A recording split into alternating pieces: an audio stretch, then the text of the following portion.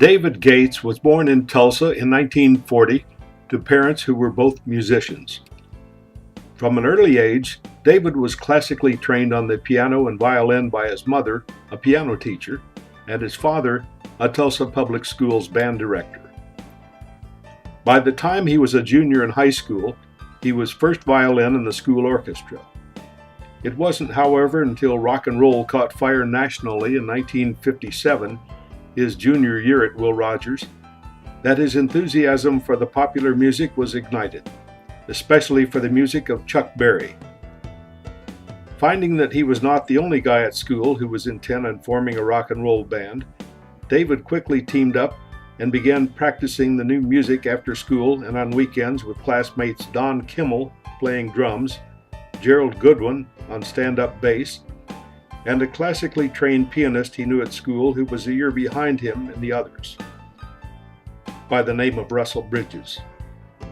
The four young men called themselves the Accents, and all being excellent musicians, quickly gained popularity beyond the boundaries of their own school and social circles. Soon they were playing regularly for school events throughout Tulsa, as well as the thriving teenage social club scene, and in 1957 were selected to be the backup band for Chuck Berry in a Tulsa performance by the Star. Around the Frisco Bay, all over St. Louis, way down in New Orleans, all the cats wanna dance. Sweet little 16. David admired Berry's talent for writing music and decided to turn his attention to writing music for the Accents, although his first attempt had an additional purpose as well. David had recently met and become enamored with a junior cheerleader at rival Tulsa Central High by the name of Jo Rita Miller, but learned that she was already going steady with a boy in her class. David decided to try to capture her attention by writing a song dedicated to her, a ballad called Jo Baby. David and his band recorded it, along with the B-side, Lovin' at Night, which he also wrote, at the Tulsa home studio of Sonny Gray's Prospective Band on December 10, 1957. David borrowed enough money from his dad to have Capitol Records press 500 copies, and when the record was released in February 1958, it was not only a Tulsa and regional hit, but was also a hit with the person it was intended for. Jo Rita broke up with her boyfriend. The record charted number one on the February 22, 1958 Tulsa radio station KOME's survey, the B-side actually being the hit. And all of a sudden, the Accents were the hottest band around, being sought after for fraternity and sorority gigs at major colleges and universities throughout Oklahoma, Arkansas, and other neighboring states. During the last few months of their senior year, Kimmel left the band, so another classmate, Bob Moses, whose first instrument was the trumpet, took Kimmel's place on drums. David graduated from high school in the spring of 1958 and enrolled, along with Moses and Goodwin, at the University of Oklahoma. During the first semester, busy with fraternity pledge duties and becoming acclimated to college life, he did not put a band together, but did play guitar in the university orchestra. During his second semester, however, he resurrected the band, now called David Gates and the Accents, with Moses, Goodwin, and local pickup piano and sax players. Russell Bridges was a senior at Will Rogers and joined them only occasionally. They immediately returned to being one of the most highly sought-after bands in Tulsa and Oklahoma City nightclubs and for fraternity and sorority dances on campuses throughout the region. The second semester of his sophomore year, David returned home, enrolled in the University of Tulsa, married Jo Rita, who was studying nursing and working at St. John's Hospital, and once again resurrected David Gates and the Accents. By now, the Tulsa music scene was thriving, and David had a plethora of excellent musical talent to draw from. For any performance, the band could consist of Tulsa musicians like Russell Bridges, Jimmy Karstein, Chuck Blackwell, Tommy Crook, Carl Radel, or Moses and Goodwin when they happened to be home from school. He also started playing other types of music, including jazz, standards, and soft rock that booked them into adult venues like dinner clubs and resort areas throughout Oklahoma and the neighboring states. David Gates and the Accents were no longer just a teenage rock and roll band. David's parents, of course, were anxious for him to finish college, but he could feel his grades slipping due to his lack of interest in school. At the end of his junior year, David asked his father for his blessing to go to LA for the summer to try to break into the music business. His father told David to give it 2 years, and if he didn't make it, he could come home and he'd help him finish college. So David and Jo Rita, who was pregnant with their second child, packed up their humble belongings and their 1-year-old son. With the $200 they had saved from nightclub earnings, they took off for California during the summer of 1961 in an old Cadillac he had bought for the trip. But this was not the end of the Accents. David and Jo Rita's initial trip to California was not successful. $200 just wasn't enough to sustain the small family in LA long enough for David to establish himself. So within a very short time, they returned to Tulsa. Drawing upon the same local talent resources as he had previously, David reformed the Accents, using whoever was available for a specific gig, and concentrated on saving enough money for another crack at LA. In a matter of a few months, David felt that he had enough money to make another trip. Jo Rita, however, was not as sure about leaving Tulsa and the security of the family with a second child soon on its way, but she finally relented. Once again, the small family made their trek, along with their friend Jimmy Karstein, to what they all hoped would be the land of opportunity. The first trip had been a bust, but even so, during that brief time he was in LA, David had made some contacts that this time would begin to open doors to jobs in nightclubs and eventually steady work as a session musician. By this time, Russell Bridges had graduated from high school, was in a successful band in Tulsa, the Starlighters, and had briefly toured with Jerry Lee Lewis. Soon thereafter, Bridges took off for California, where he found work in the LA music scene and assumed the moniker Leon Russell. Gates and Russell would also team up to form a publishing company for the music they were writing, a partnership that lasted until a business and friendship split occurred over the song Popsicles and Icicles in 1963, and each went their own way. David also composed and/or arranged songs for the Monkees, Bobby Darin, Frank Sinatra, Connie Stevens, and Shelley Fabares. But it was a growing desire to sing his own songs that led him to form Bread, which was originally a trio consisting of Gates, Jimmy Griffin, and vocalist-guitarist Rob Royer.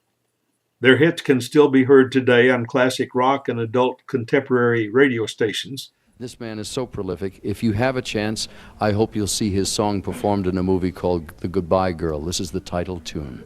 Sung, written by, performed by Mr. David Gates.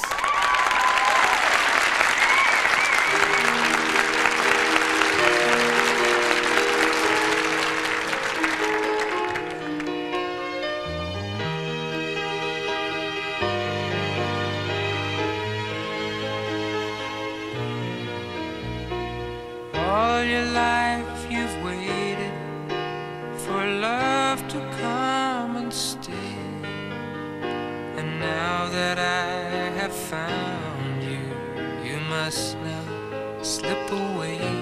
I know it's hard believing the words you've heard before, but darling, you must trust them just once more.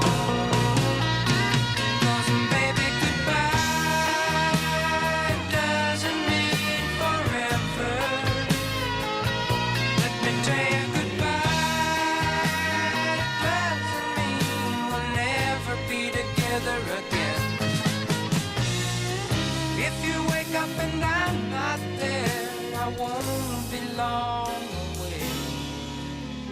the things you do, my goodbye girl, will bring me back to you.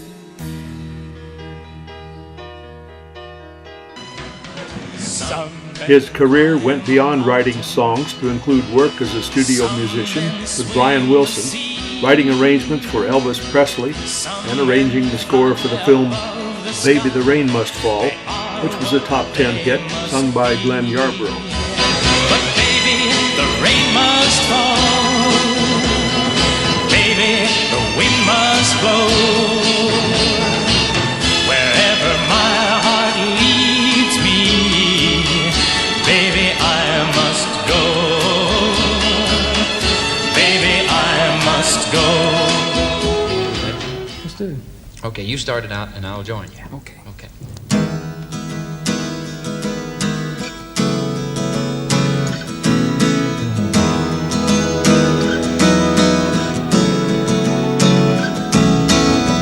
Hey, have you ever tried really reaching out for the other side?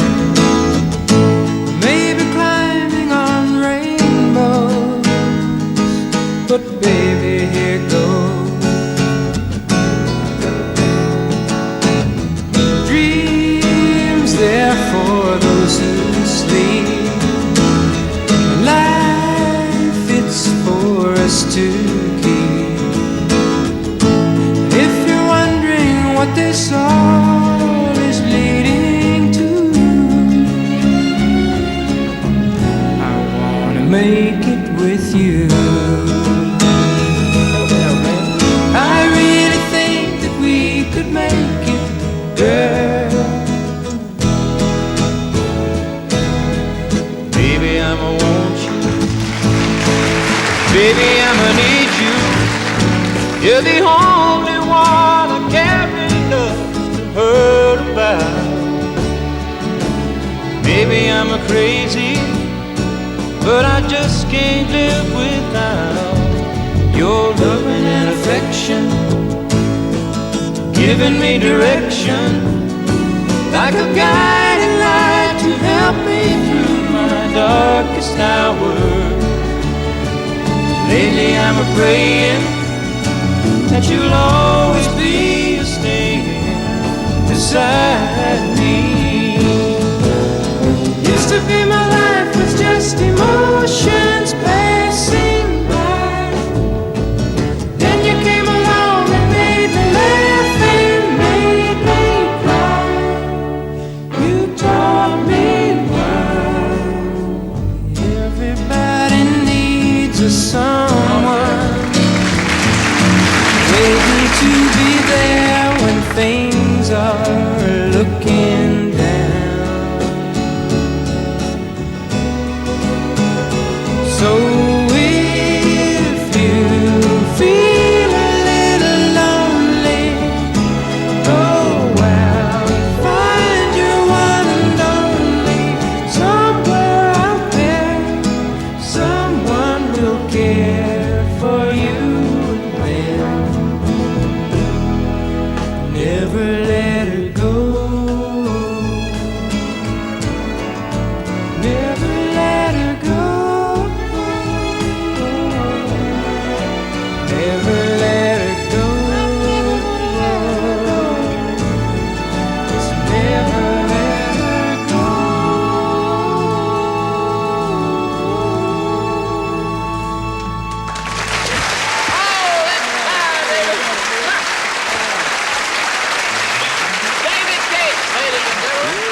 Picture paints 1,000 words, then why can I paint you? The words would never show the you I've come to know. If a face could launch 1,000 ships, then where am I to go? There's no one home but you. You're all that's left me to. And when my love for life is running dry, you come and pour yourself on me. If a man could be two places at one time, I'd be with you forever and today, beside you all the way. If the world should stop revolving, spinning slowly down to die, I'd spend the end with you. And when the world was through, then one by one the stars would all go out. Then you and I would simply fly away.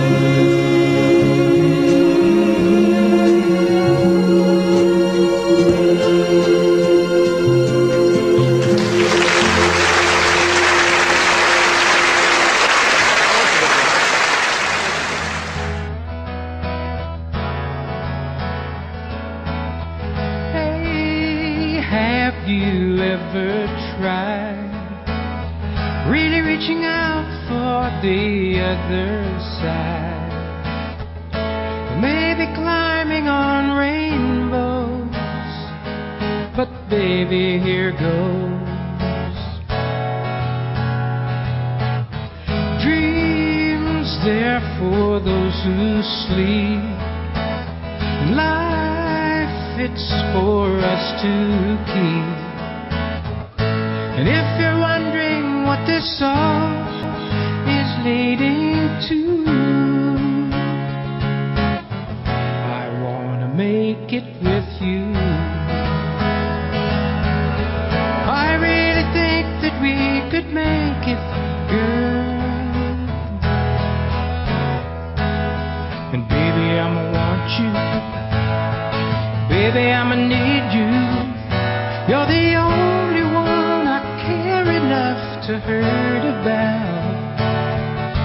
And maybe I'm crazy, but I just can't live without your loving and affection, giving me direction, like a guiding light to help me through my darkest hour. And lately I'm a-praying that you'll always be staying beside me. And night after night, who treats you right, baby, it's the guitar man. Who's on the radio, you go listen to the guitar man. Then he comes to town and you see his face, and you think you might like to take his place. And something keeps him drifting miles and miles away, searching for the songs to play. Then the lights begin to flicker and the sound is getting dim. The voice begins to falter and the crowds are getting thin. But he never seems to notice, he's just got to find another place to play.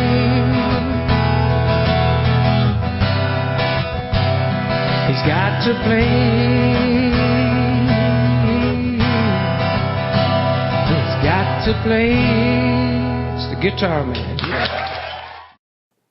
When David said goodbye to the LA rat race, it wasn't long before he grew fond of the slower-paced rural lifestyle provided by his 6,500-acre ranch near Lake Shasta. Spending more time with his wife and up to 550 head of cattle felt like a natural transition to the Oklahoma native. just when we moved from Tulsa, and we're in California now, and my mother's birthday came. And so it's actually your idea. Oh, But what are we going to do just for in my the mom's right. birthday? Well, we called the local florist in Tulsa and had them send her an orchid. And she just loved it. And I got my dad on the phone, and he said, your mother got that orchid, and you could have had anything she owned.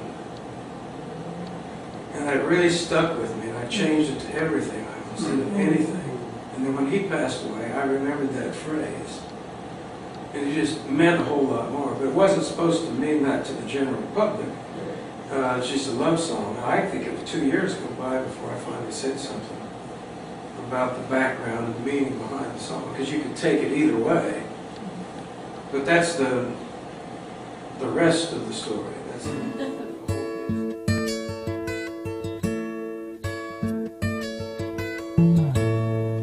You sheltered me from harm, kept me warm, kept me warm. You gave my life to me, set me free, set me free. The finest years I ever knew, I had with you, and I would give anything I own, give up my life, my heart, my home. I would give everything I own just to have you back again. You taught me how to love,